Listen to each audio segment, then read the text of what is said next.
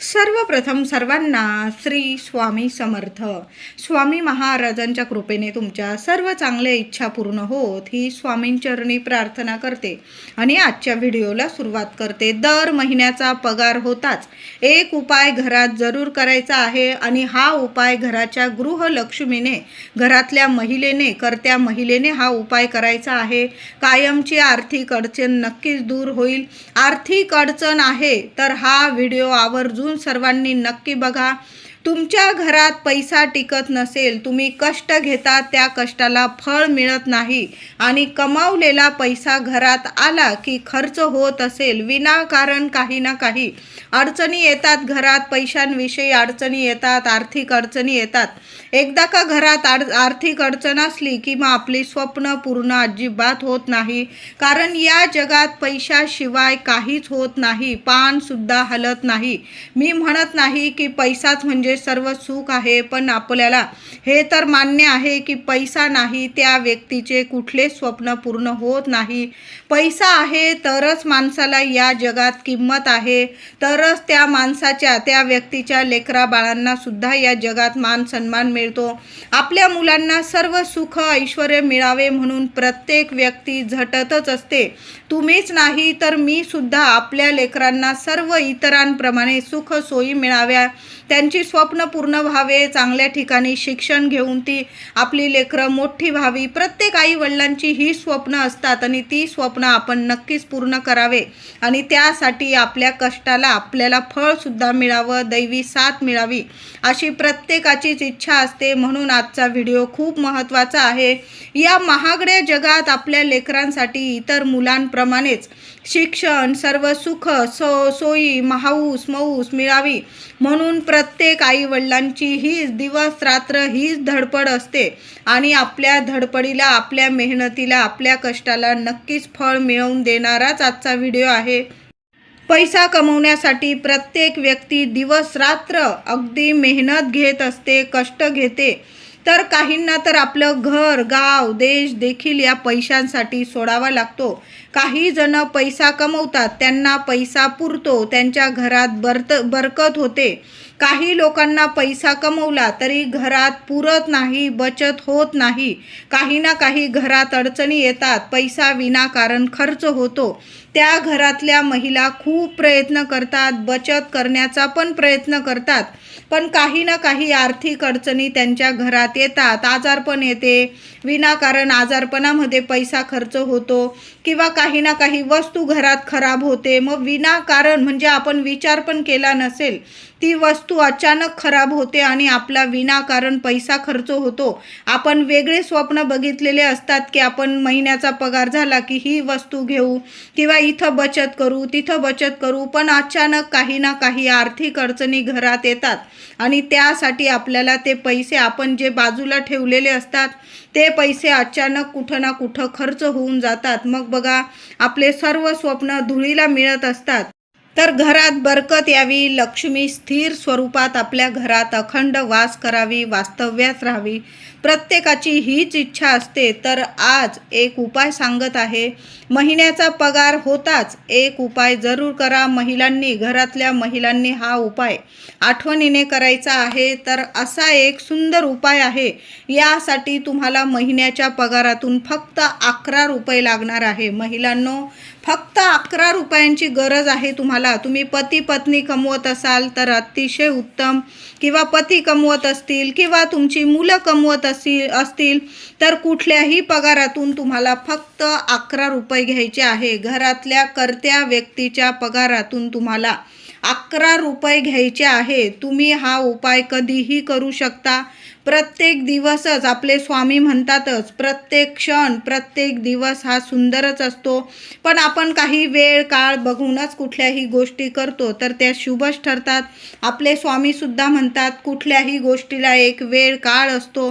तर कुठलीही शुभ गोष्ट करताना आपण आपल्या कुलदेवीचा वार बघून करा किंवा आपले स्वामींचा वार, मंगळवार, शुक्रवार आपल्या कुलदेवीचा वार असतो, गुरुवार आपल्या स्वामींचा वार आहे, पौर्णिमा, अमावस्या, एकादशी या दिवसांना तुम्ही हा उपाय करू शकता, किंवा कुठला सणवार असेल त्या दिवशी सुद्धा तुम्ही हा उपाय केला तर खूप फलदायी ठरणार आहे.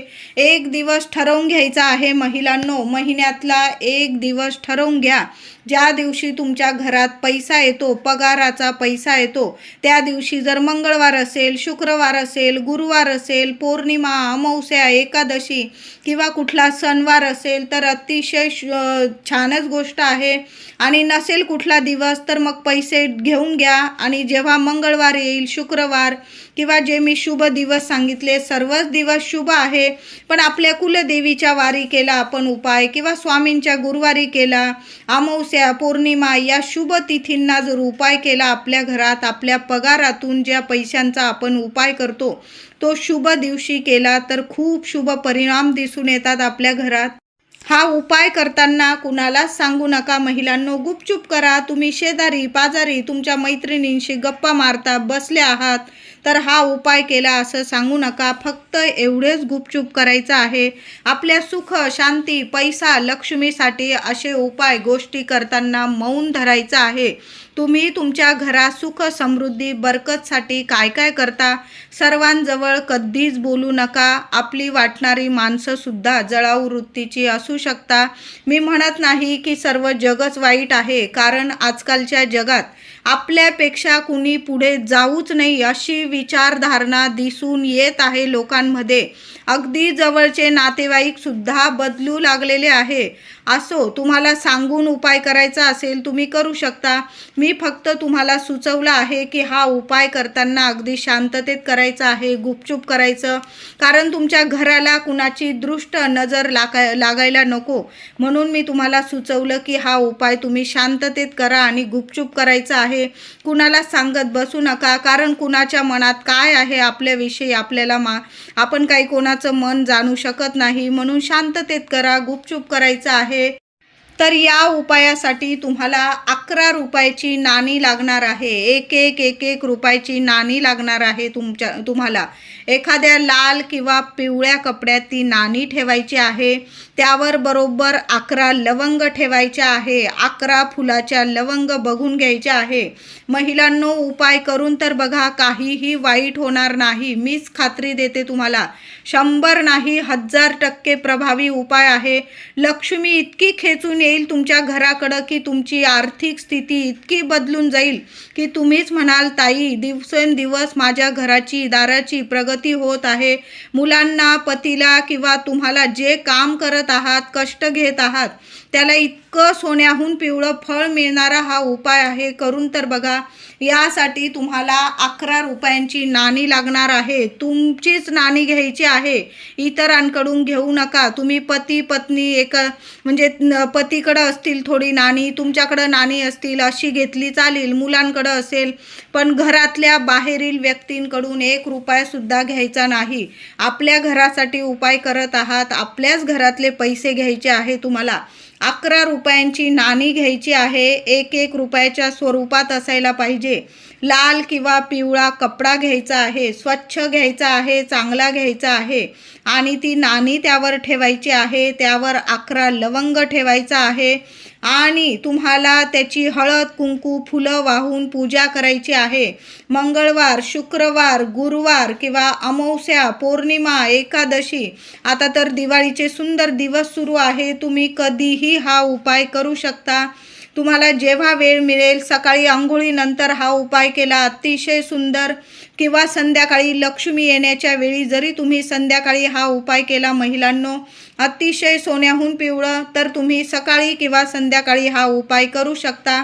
तर या गोष्टी, नाणी 11 नाणी 1 रुपयाची आणि 11 लवंग बांधून घ्यायची आहे. गाठोडीत स्वरूप तयार करा आणि तुम्हाला माता लक्ष्मी समोर देवघरात ठेवायची आहे. आधी गणपती बाप्पाला, आपल्या कुलदेवीला, माता लक्ष्मीला, तुमच्याकडं जेवढे देवी देवता असतील, हळदी, कुंकू, अक्षता, फुलं वाहून घ्यायची. पुन्हा त्या गाठोडीला सुद्धा हळदी, कुंकू, फुलं, अक्षता वाहून घ्यायची आहे आणि तुम्हाला 108 वेळा माता लक्ष्मीचा मंत्र बोलायचा आहे. बीज मंत्र बोलायचा आहे. ओम श्रीम नमः, ओम श्रीम नमः 108 वेळा हा एक मंत्र जपा. तुम्ही माळ घेतली, माता लक्ष्मी समोर दिवा लावा तुपाचा, आसन घेऊन बसा. एक माळ तुम्हाला करायची आहे आणि थोड्या वेळाने ती पोटली उचलून घ्यायची आहे. नाणे आणि आपण जी लवंग ठेवलेली आहे माता लक्ष्मीच्या चरणांजवळून ती पोटली उचलून घ्यायची आणि तुमचा जो तांदळाचा डबा आहे त्या तांदळाच्या डब्यात ती पोटली ठेवून द्यायची आहे. थोडेसे वरती तांदूळ टाकून द्यायचे आहे. तर अशा पद्धतीने तुम्हाला तांदळात 11 रुपये आणि 11 लवंग माता लक्ष्मी समोर त्या गाठोडीची पूजा करा आणि तुमचा जो मोठा डबा असेल महिलांनो, ज्यात तुम्ही साठवणुकीला तांदूळ भरून ठेवता, अख्खे तांदूळ भरून ठेवता, तुकडा तांदूळ असेल त्यात ठेवू नका महिलांनो. अख्खाच तांदूळ लागणार आहे या उपायासाठी. अख्खा तांदूळ तुम्ही ज्या डब्यात भरून ठेवतात, जो साठवणुकीचा डबा असेल त्या डब्यात तुम्हाला ती पोटली ठेवून द्यायचं आहे. वरून थोडे तांदूळ टाकून द्या म्हणजे कुणाला ती पोटली दिसणार नाही. माझ्या घरात पैसा लक्ष्मी टिकून राहू दे, अखंड लक्ष्मी नांदली पाहिजे माझ्या घरात. माझ्या कष्टाला, माझ्या लेकरा बाळांना, माझ्या पतीला, माझ्या कष्टाला येणाऱ्या पैशाला बरकत राहू दे, कष्टाला फळ मिळू दे. माझ्या घरात माझे सर्व स्वप्न पूर्ण होऊ दे, सुख ऐश्वर्य लाभू दे. माझ्या लेकरा बाळांची दिवस रात्र प्रगती होऊ दे. असा आपण माता लक्ष्मीला प्रार्थना करायची आहे. मंत्र जपून घ्या, प्रार्थना करून घ्या. ही मी तुम्हाला उदाहरण सांगितलेलं आहे. तुम्हाला जी प्रार्थना करायची महिलांनो ती तुम्ही प्रार्थना करायची आहे. तुम्हाला ज्या इच्छा असतील त्या माता लक्ष्मीला सांगा आणि ती पोटली उचलून तुमच्या साठवणुकीच्या तांदळाच्या डब्यात तुम्हाला ठेवून द्यायचे आहे. वरून थोडे तांदूळ टाका, माता लक्ष्मीला प्रार्थना करा आणि डबा झाकून ठेवून द्यायचा आहे. बघा, आधीच्या काळात बायका तांदळाच्या किंवा साखरेच्या, धान्याच्या डब्यांमध्ये पैसे साठवून ठेवायच्या. त्यांच्या घरात कधीच कशाला कमी पडायची नाही. सोन्यांच्या दागदागिन्यांची त्यांच्याकडं डब्बे भरलेले असायचे. तांदूळ, साखर गुरु आणि शुक्र ग्रहाशी समर्पित असतो. आपला गुरु आणि शुक्र कुंडलीतील मजबूत असला की माता लक्ष्मीची अखंड कृपा होते. आपल्याला गुरूंची कृपा मिळते आणि आपल्या कष्टाला फळ मिळायला लागतं, दैवी साथ मिळायला लागते. आपण जे पण कष्ट घेतो ना त्याचा 1000 पटीने आपल्याला फळ मिळायला लागतं आणि हळूहळू तुम्हाला या उपायाने तुमच्या घरात बदल दिसून येतील. पैशाला पैसा जोडला जाईल, बरकत येईल. घरात माता लक्ष्मीची अखंड कृपा घरात राहील. कारण तांदूळ म्हणजे साक्षात श्री भगवान विष्णू आणि नाणी पैसे म्हणजे साक्षात लक्ष्मी माता. हे माता लक्ष्मी श्री विष्णू जिथे एकत्र वास्तव्य करतात म्हणजे तांदूळ म्हणजे भगवान विष्णू आहे आणि 1-1 रुपयाची नाणी आपण जी ठेवली ती साक्षात लक्ष्मी माता स्वरूप आहे.